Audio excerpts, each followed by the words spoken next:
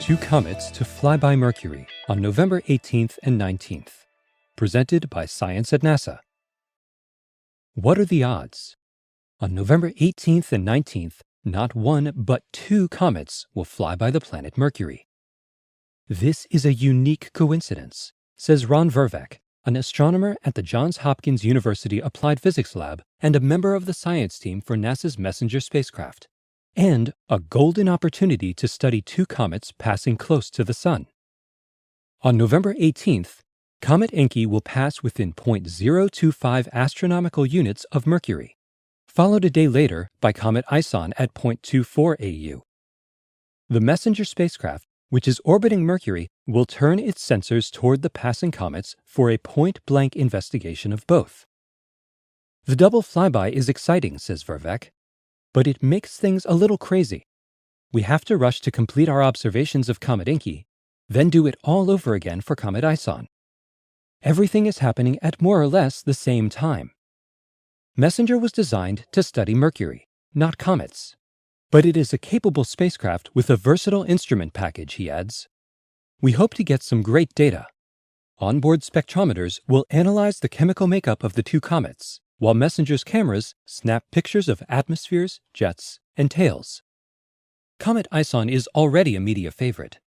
Astronomers have been tracking it since September of 2012, when it was discovered on a trajectory that would take it perilously close to the Sun.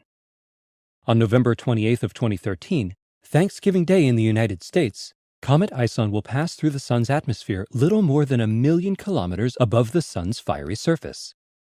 If the icy comet survives, it could emerge as a beautiful naked-eye object for observers in the Northern Hemisphere.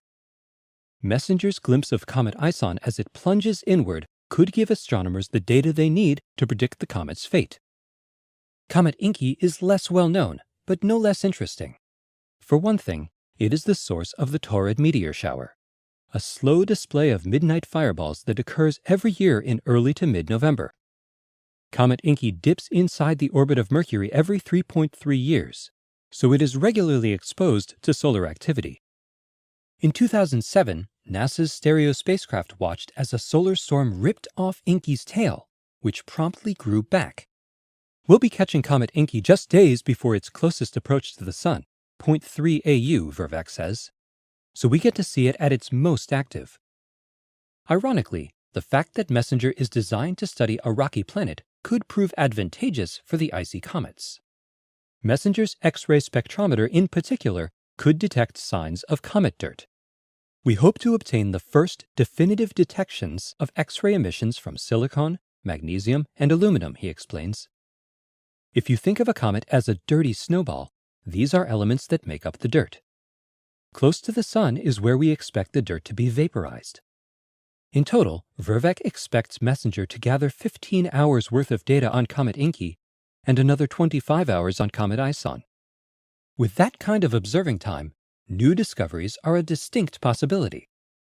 Vervaek says the first images will be beamed back and released to the public within days of the flybys. There are no guarantees, he cautions, but I can't wait to see the pictures. For more on comets and their close encounters, stay tuned to science.nasa.gov.